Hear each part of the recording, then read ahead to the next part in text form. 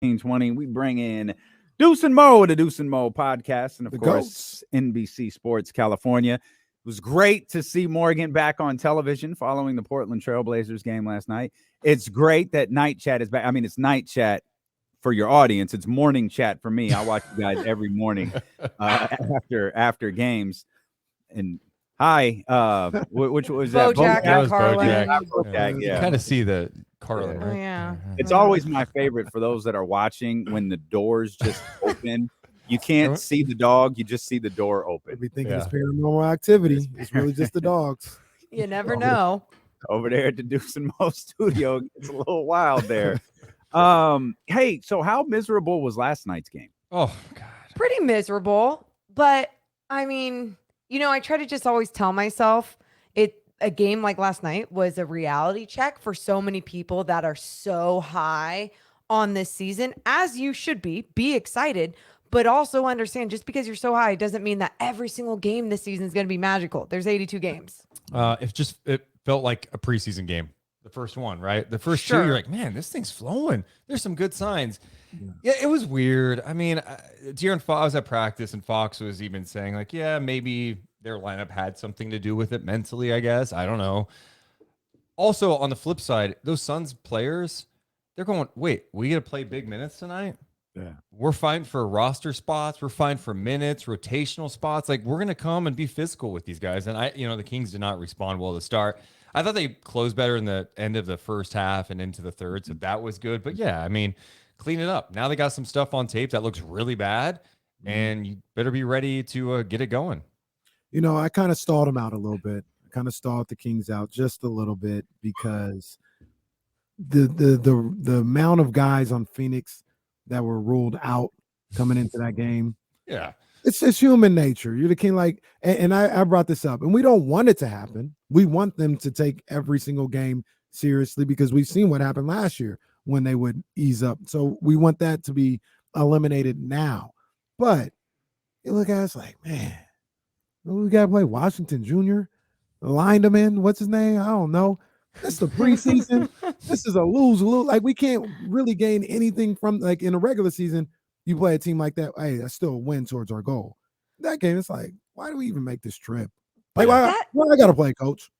Kenny, but that's the thing too. One, we can call that the Draymond Green mentality, right? Because why would he want to play a game on a soft Tuesday in the middle of the season, like he said, on the shop with LeBron James, and just talking about not coming into those games with that type of hardcore competitive mentality. For the Kings, you've been losers for a long time. You don't get to do that even for a preseason game, and that's the only reason why I was disappointed, because I was like, I don't care if it's preseason or not. Like, these are the times that you make those tweaks to make sure that you're not going to do that stuff in the regular season. But I also didn't feel like they were going through the motions either. There was some you're just like, all right, there's 800 whistles. They're missing everything at the rim. Like, I don't know what's going on. They're missing everything at the rim. Yeah. And then the Suns came out and they played really hard. I didn't feel like it was an effort thing, you guys. No, I didn't think it was an effort thing either. In fact, I thought, if anything, that's probably been the bright spot for me in the preseason is I feel like the engagement, like even defensively, has been pretty good. Like, they've given a good effort.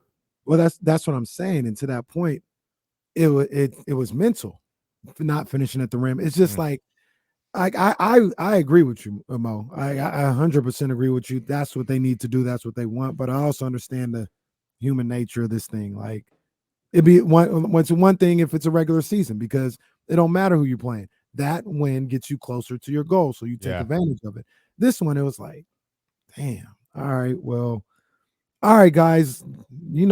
Let's go play. But you've already mentally taken a step back, and we saw. One of the good things that kind of doesn't get talked about from yesterday is we saw when they kind of realized what was going on, they said, all right, man, we got to tighten it up.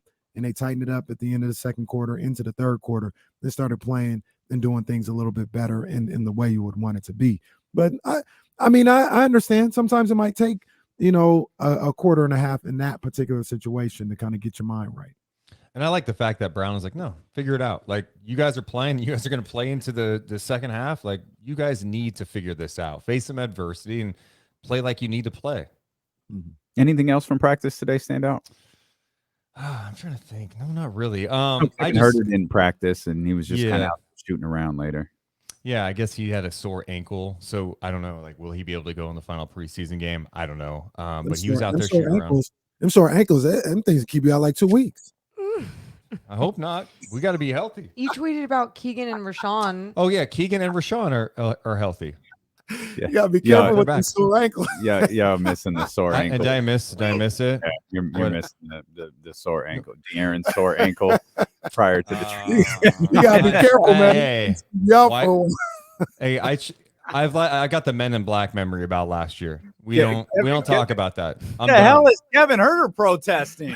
Yeah. What the hell is going on? I don't know, man. If I was De'Aaron, I would have been like, I would have been doing the same thing. My knee is barking, man. I can't go. Wait, we didn't add any wings? Oh man, I got set in my hand, man. My shooting hand's messed up. Give me some help. Yeah. What do you think about the cuts today? Quinn Cook and a guy you're very familiar with from his time in Stockton, and Kent Bazemore being gone. We need a boycott. No, I'm kidding. Sore ankle. Yeah. Sore ankles. I wasn't surprised by either one really. I thought Bazemore was probably likely. The Cook one, I don't know, like the Cook Deli thing. It's like, what's your preference? The other thing I'm wondering is, do they have to keep a third point guard? I mean, they have enough guards. You got enough guys that can handle the rock that if you do have some emergency situation, you'd probably be okay. So I don't know if that factors into their thinking moving forward. But what I like about Quinn is he can come in and get buckets. He's a good guy. He's been around the league, vet, great locker room dude. Yeah. So I feel bad for him, but he's also a guy that's had to go through a lot. So hopefully he gets another chance. Yeah, I'm glad that he got the opportunity again. And like you said, hopefully he does get that other chance, because there are teams in this league that could use a guy like that. Kent Bazemore, I think so many people get excited about the name and what we've seen him accomplish in the past, but he always stayed the same, it feels like. He never really evolved his game and took it to another level. So, like Deuce said, not super surprised. Do you think that that possibly played into their cuts, where Mike Brown might be looking out for him? Like, hey, we know you're not going to get a lot of time here, but you can still be valuable to other people around the league. Maybe it's just a thing that happens in the NFL, but let me let you go now to give you time to catch on with the team. Maybe not by opening night, but a month into the season or something like that. I don't think so. I think it's like, if anything, if they felt like they were the right guys to be here for extra depth or emergency, however you want to see it, they would keep them here. You know, you're not a good enough team with an established culture to be able to just do that with guys that you would feel like are capable. Did they do him a favor by doing it early? You know, Yeah, like doing it now. Yeah. I still go with no. Hey, we're going to mention the fact that they were playing without their best player last night, you know? Their best player. Well, Huh? I mean, wow. Okay. We radio showing today. We radio. Apparently he is their best player, because the team fell apart when he wasn't on the floor. Ooh. Yeah, they play without him and KZ. It's trouble. Oh, he's the gosh. best player in Sacramento Kings uniform since Tyrese Halliburton. You guys, I'm so high on Keegan Murray. It's not even funny. Like I think I'm in love. Is that okay? You gotta watch what you say on this show, man. You just gotta be careful. You gotta watch your pauses and see all that. You gotta make them flow through. I'm so high on Keegan. What'd you say? Wait, what'd I say? No, she said, I'm so high. Oh, I'm Keegan Murray. Well, let's not get it twisted. She's probably high too, but like we're just God. Okay. Hello. I'm wearing a Dare sweatshirt today. Kids, keep kids off drugs. Well, Morgan isn't a kid, to be fair. Your shirt is very accurate, and And Okay. cannabis is herbal, but go on. Indeed, it is. You are listening, as if you had any doubt, to D'Lo and Casey on KIFM West Sacramento, 98.5 FM KRX QHD2 Sacramento, ESPN 1320. Driven by Lashers, Elk Grove Dodge, always live on the free Odyssey app, free on Twitch, free on YouTube as well. We appreciate all those watching and listening. Let's talk about Keegan Murray. Let's talk about KZ Okpala as well. I'm anxious to hear what you two think about. Let's start with the KZ Okpala part. He started 2 preseason games. He started at the position many people thought Keegan Murray would be at. And then last night, Trey Lyle starts, and KZ keeps his warm-ups on all day. Yeah, Mike Brown did say after practice, someone asked him about that today at practice, and he was saying, look, I know who KZ is. And I was trying to give a look to Trey Lyles and just to see how he looked with the starting group and play other guys. Because I was curious about that too. I'm like, man, he starts twice and then you don't play him at all. Yeah, we didn't know if to look more into it or if it is just that. And he answered the question for all of us. So it's preseason, and seeing him do that with KZ Okpala was fine. And it's been fun to see KZ out there with the starting group. I still believe that Keegan Murray deserves to be the starter of this group, but also at the same time, I'm not going to be like throwing my arms up angry if that was the case. I like KZ. I really do. Yeah. I mean, he's a guy that knows exactly who he is and what he needs to do out there. He's going to cut hard.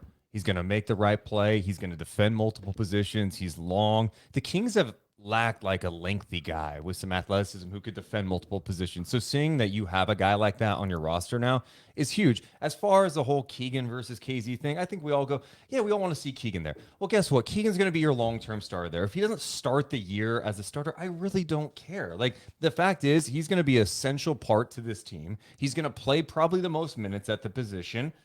I'm cool with it. I think maybe too, you guys, we've been traumatized by some of the rotations that we saw even last year. You mean Buddy playing in front of Tyrese for so long? Ding, ding, ding. And maybe no Kojo shade here, but even Corey Joseph playing the amount that he was playing at times. And that was triggering and traumatizing in some ways. And that's why I think right now, I'm still going to pick the path of trusting Mike Brown and his ability to coach this squad the right way, whether that's Keegan starting right away or not. Yeah. You know, a light bulb went off in my head on Sunday's game. And I really like the idea of KZ starting in that starting lineup. And I think, you know, one of the things that got me to that point was I'm watching that game, and I know it's preseason, I know it's the first half and all this other stuff, but he's guarding Dame Lillard. And then he's guarding Josh Hart. Then he's guarding Jeremy Grant. And I just looked at what he's able to do in that starting lineup, and it felt like it took a defensive load off of De'Aaron. Now De'Aaron can be on Anthony Simons or something like that. And I've said a number of different times, you look at the other point guards in the game, Ja, Trae Young, Steph Curry. None of these guys are out there guarding the other team's best perimeter defender. I know why we're asking De'Aaron to do that, but nobody else is doing that. Like, tuck him off in the corner like Trae Young is and let him orchestrate the offense. But they couldn't do it because they didn't have that type of player around there. And you put KZ in the starting lineup. And I don't know, man. I'm with you. Obviously, Keegan Murray is the future and maybe even the present for this team. But, man, I don't know. I'm really on board with KZ being in that starting lineup, even if it means Keegan starting the season on the bench. Yeah, I'm cool with it. Like you said, the fact that he is comfortable defending multiple guys out there, different types of players too, is legit. Man, even Keegan in that game you're talking about, he got switched on to Dame a couple times, and I was impressed with him staying in front of him. And maybe Dame's not 100% yet. He's still trying to get back in rhythm after what he went through last year with the core injury. Man, Keegan is impressive. I just... I know you're saying you're super high and I'm in love with him, all that stuff, but he just looks like he's gonna be able to help right away. I'm like, he doesn't feel like a rookie at all. No, he doesn't care. It's like he's not bugged by the starting thing. Like when he was asked about it, he's like, no, KZ's playing some great defense, and I know with work my time will come. I'm like, oh my God, we deserve to have someone like Keegan Murray here. Yes. I agree. Let me ask you a question I asked Damian. If the Kings Let's put it 25 games. They're 14-11, and KZ is starting. Oh, stop it. I know, right? It's getting crazy around here. Somebody called the other day. You are getting crazy. Look, somebody called the other day talking about 17-4. True story. They talk about 17-4. Man, we are too crazy in Sacramento, man. We get so high and so low. They get off to a no. I'm talking about the general fan base. It's like the Kings look good 2 preseason games. I know. Last night, it was like the world was ending. Yep. Can you believe it? It was so toxic in certain conversations. I was like, "Are you? Do people not know how sports work?" Same old Kings. I'm like, well, I mean, it's preseason. The Suns lost to the 36ers. Like, what are we talking about here? Okay, sorry, but back to your crazy scenario. You're good. 14-11. KZ is the starter the entire time. Do you think there is maybe uproar sounds a little too hostile, but do you think there's a movement of people saying we need to stop the charade? Keegan needs to start. I say no. No, I don't think so. I don't think they should, but I think it happened. I'd have to look at the minutes, but it's not like I don't look at KZ as a guy that is going to be playing like 30 minutes a night. He's coming out, setting the tone, doing the dirty work a little bit. And what if Keegan was getting more minutes and just not starting? That's what I'm saying. Like, I feel like Keegan's going to get more minutes. Yeah. And they were 14-11. Like, why would you be mad about that in any way, shape, or form? You know, like winning shuts everyone up. Everyone. Also, if they're 14-11, we're probably building a KZ statue outside G1C. My favorite part about our conversations is the variety of voices that come from the two of you during the course of the conversation. The underrated part of this conversation. 100%. 100%. Yeah, Keegan really is. He is such a unique player in a sport that's so me. He is so unique in that aspect. He just does not seem to be that at all. He is he's a vet. Like 3 games into his NBA career. This dude is a veteran. He didn't even play last night. 2 games into his NBA career. He's a veteran. He's special. He's really special. He's not. He is so much better than I imagined he would be in that draft process. He's phenomenal. I think we're all starting to feel that, but I also feel like some of us, which is totally fine, still have their walls up, or they're like, wait, let's just see how it translates into this King season. Like, but truly believe your eyeballs. He's actually making an impact this early. Whether you want to believe it from Summer League or even these couple of preseason games, it's an impact. It's the trauma that you were talking about, though. Right. All of these feelings are based in trauma. That's all. Like, Phoenix doesn't care that they lost. The Phoenix fan base, they don't care that they lost last night's game. No, I've got questions about Phoenix. I've got questions about the Western Conference, to be honest with you. I'm not nearly as high on the Western Conference as some are. What do you think? Like, we were talking about this yesterday, and I think part of the reason we were talking about how I got involved in a conversation and where I said, I think for the first time, that I think the Kings are definitively making the playoffs. Like, they're playing in a series. And we hadn't done that on the radio. We hadn't talked about it. It was like I just was in this conversation with this person and said it. And I realized that a lot of it not only has to do with the Kings and how I feel the Kings have improved, but I really don't like I really don't like the conference. And I think it only takes one little thing for each team, or one little thing for a couple of teams for the conference to go south. The Lakers stink. I don't believe in the Lakers at all. They're terrible. Yeah. That's fine. I think Portland is in the same exact tier that Sacramento is. And I think the Lakers are in the same tier. And then if you're really only talking about now, how much is this offseason, and I'm not even talking about the Robert Sarver stuff, I'm just talking about the internal stuff. How much of this offseason is taking a toll on Phoenix? And Dallas is just one lengthy injury away from their entire season being shot. Yeah. I mean, when you look at the West, there's talent for sure.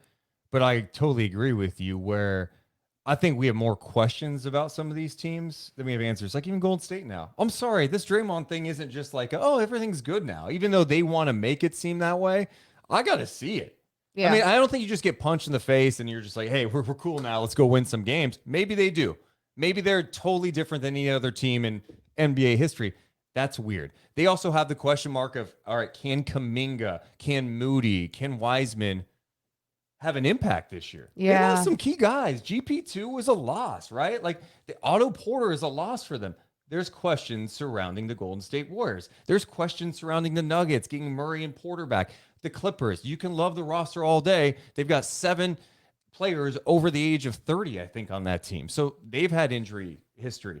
You mentioned Dallas, Phoenix. I'm down on Phoenix. The Grizzlies have injuries with Jaren Jackson. The point is, we're going up and down the West right now, Morgan. It may look tough, but I think it's more.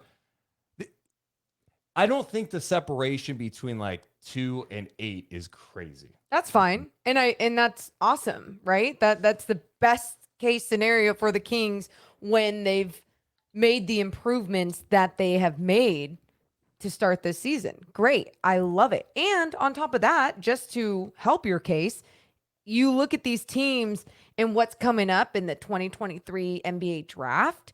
And what if some teams are like right there on the fringe and they're like, no, Shai Gilgeous-Alexander, you're sitting out again. Okay, because Chet's out, so we want to be in that mix.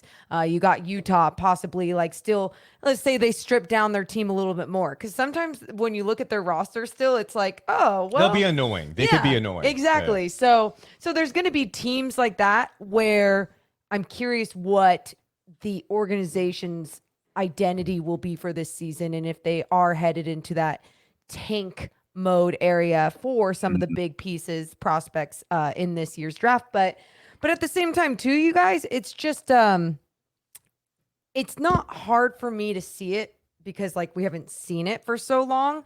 I just do believe that the Lakers, for example, and I know we say if healthy, but it has to, like, AD has to be healthy for that team to do well, to even have a chance to get in. Right. And I'm always the one, I don't make fun of him for being hurt all the time because that's not funny. And I do feel bad. It's just one of those things where he truly, like, that is part of his identity as a player. And so I don't know what makes me believe that all of a sudden he'll be healthy this year. But yeah, if he is, then that's where like a team like the Lakers will be better. The Clippers, just because they're older, okay, well, they're going to have a lot of rest days, and then they're going to be fine when the postseason comes up. I feel like there's also going to be teams like that we're like, oh, we overlook. Yeah, we're high on the Clippers. But yeah, I am. Here's the thing, like we talk about vibes. Mm-hmm. Good vibes can be overrated this time of year. Sure. Bad vibes aren't. And there are a lot of teams. That's a bar. Yeah, that that's something have like raises vibes. the phone line right there. That's up right there. Thank you, Nick. There's a lot of teams with bad vibes right now. And we could talk so much about Sacramento and like the roster additions they made. To me, the biggest offseason move they made was hiring Mike Brown. Yeah. Because there is no doubt about it, a level of accountability, organization, focus. All the players have the same message as a coach. I've been paying attention to that. The coaching staff's empowered. I know we can get caught up in this stuff, like Tristan Thompson videos that Kenny got caught up in last year and wanted to give him a max deal. We'll move on from that. The media. There goes the media. but like I'm telling you, I think that the foundation that they have built starting in the summertime when they're going to Napa and hanging out at Sabonis' house, who by the way has a house in Napa. No baby. Yeah, that was a low key line. That was like, wait, what? Yeah. So Brown says Sabonis' hood in Napa. I'm like, okay, they're drinking some wine, hanging out. But having that experience and just hanging out together, and I just think Brown has fostered a legit environment that when adversity does hit, they're going to be ready to go. I just think this is going to be a fun year. I agree. I'm all in. I said they're making the playoffs. They're playing in a playoff series. How they're going to get there, I don't know. I could see a scenario where they're a 6 seed. I could obviously see a scenario where they're in a play-in for sure. Yeah. But I think they're playing a series this year. Absolutely. I got play-in, but it's my bad. You talk about, and other people, myself included, talk about the Lakers. If AD stays healthy, I'm going to assume he stays healthy. They still might not be that good. Okay, so screw the Lakers. They may not be that good. Minnesota, New Orleans. New Orleans is up. Zion. Let's just say Golden State's going to be up there no matter what. I mean, you have. I just, for the record, would like to Oh, not. I'm not in the please. camp of New Orleans being up. Better than What? last year? Yeah, like marginally, sure. Are they going to be top 6? I'm Yeah. not. I'm not willing to do that. No. Well, I'm don't not. know. I can't say top 6. Are you? Is it because? So wait, Zion why tweeted- can we act like the Kings can be like even I close to can that act and how not I New want to Orleans? act, Morgan. That's how. Like, come No. on, you guys, Yeah, get that's a out good of point, here. Morgan. God, This realistic. was a 36 win team last year that turned it around. That got going after a 1-13 start. You added Zion, but Zion's been there before and it hasn't worked. In all fairness, he did tweak his cankle last night. His ankle last night. You didn't have His to call ankle it. That last was night. uncalled. You didn't have to call That's it my bad. My bad. Uncalled for. It was a literally slip. My bad. No, but Zion, Morgan, Zion, Brandon Ingram, they should take a jump. I Yeah. just don't. How much of a That's jump? But how fine. much I'm not. is load, man? How much are they? Okay, I don't want to get in a fight about the Pelicans. how much are they load managing Zion too? Even, but that's what the Clippers are going to do with Kawhi. It's the same thing. So it's not about where they land in the standings. They're going to still be up there, right? They're still going to make the playoffs, in my opinion. In some respect, Mm-hmm. whether it's the playoffs or the play-in, they'll make it. But I think you got. I'm sorry, Morgan. I didn't let you finish your point because you fired me up about New Orleans. Well, look, maybe you catch on it because I still think you have some. I don't want to call them fringe teams because I think they're good, but Dallas, Phoenix. I'm willing to put Phoenix in that whole scenario. Yeah. The Lakers are in that scenario as well. And the Kings. I think Portland before the season, I had them on the fringe level with those teams. I'm almost ready to get them out. Like I'm with you, Kenny. Prisoners of the moments, No. everyone. No, it's not about the game I just witnessed, Morgan. It's go ahead, go How take about a the look at 5 Portland's games we bench. saw from Both of you. Kenny could play 12 minutes off Portland's bench Oh, right now. stop. I mean, if I was on the Warriors, I could probably play Just- 12 minutes too. That's not saying. Well, he does have a championship ring from the Golden State Warriors. Well, we had a business partnership. And just to be clear, Morgan, it's actually all 3 of us that are out on Portland. So. And that's fine. And so many people are. They've got Dame. No. Dame time. He can do it You by love himself. Dame. Why I are you lo- talking crap about Dame? I love Dame, but it's like cool. They have Dame. What else? Nurkic out of shape. Their bench sucks. They're not It's- that good. I'm fine with that, you guys. I agree. I'm not acting like Portland's going to be just like a playoff team at all because I don't believe that. I believe that they could be one of those fringe play-in teams. And if this season Dame shows us like, okay, age is caught up. He just can't shove a team on his back and carry them. Yeah, I'll change my opinion 20 games in. But right now it's hard for me to believe that. But I don't believe in Chauncey Billups. And I shouldn't just be blaming things on him because it's not just him. It's roster construction as well. But I think he might not get the most out of those guys that he needs to actually get. 2 teams that I think are fraudulent. Oh, Portland and Phoenix. I'm sorry, I'm not moving on from game 7 last year on their home floor. They want to move on from it. They act like it didn't happen. So it's just another game. What? You're trying to win a championship and that game happened. And Jay Crowder is just done there. yeah. What? Monty Williams didn't talk to Aiden? Weird. Oh, I just let him be. What? But yeah, by the way, you just paid $130 million to a guy who does not want to be there at all. Not at all. He thought he was going to the Pacers. Is this I going to got be a the feeling- year? Oh, what's up, Kenny? No, I was just gonna say I got a feeling.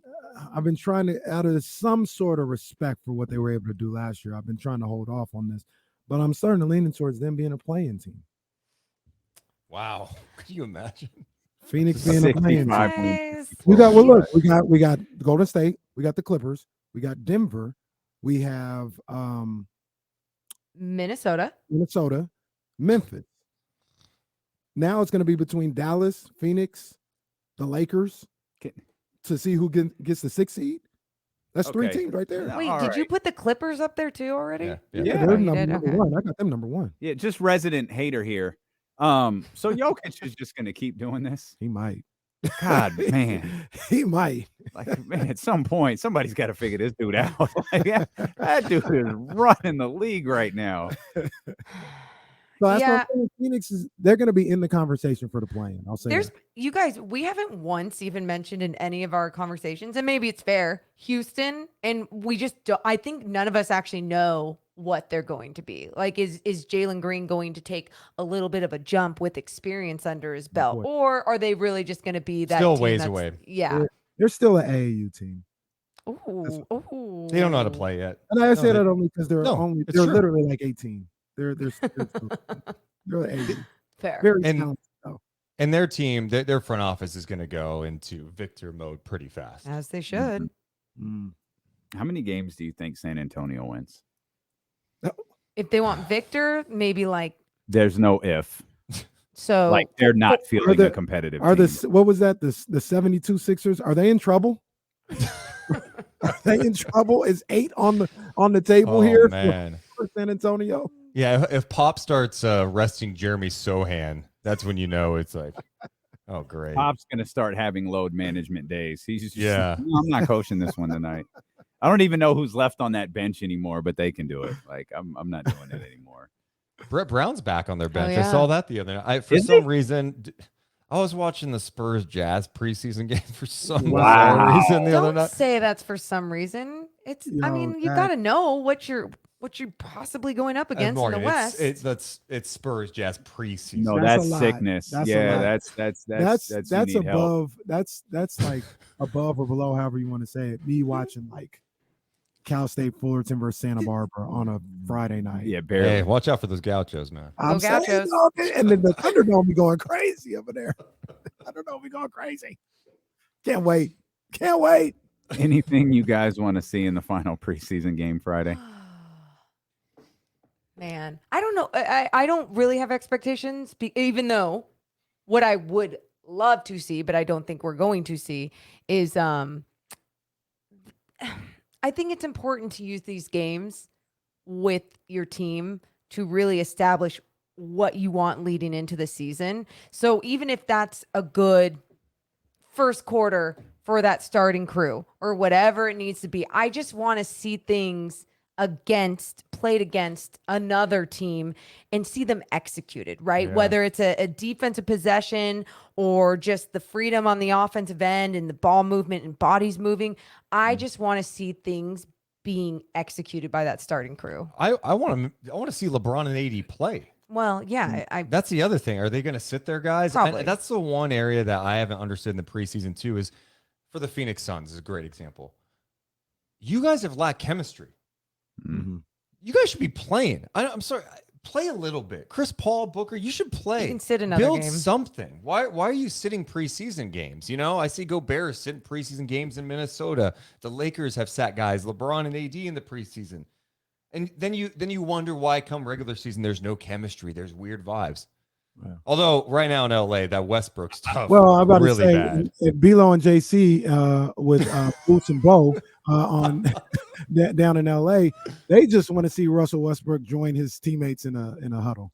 That's all. Yeah. Although I know it looked bad. Can I have Westbrook's back for a second here? Why? Oh, Damian likes Oh, this. So why? Calm down. Hear me out. Beverly does some of his leadership stuff feels a little Say it. phony at times. Say it, And Deuce. wait, Say it. let's huddle up. Let's huddle up. And it was Stop after it. it was after Westbrook had fouled someone to put them Right. to the free throw line, and then he's like, "No, you're not going to tell me what I need to do." Yes. But he missed the huddle in the beginning of the game too. Sure, but yes, that looked really bad. Stop this. Don't do this, Morgan. Don't be the internet, Morgan. Don't be the internet. Are you guys with me on the Beverly thing? You go. Oh, you look at- 100%. Come I'm on, letting you were you- being petty. I'm letting you preach. Okay. Okay. Patrick Beverly. Look, man. If I was Westbrook, I wouldn't be cool with that guy either. Well, not- also, I We're don't not like.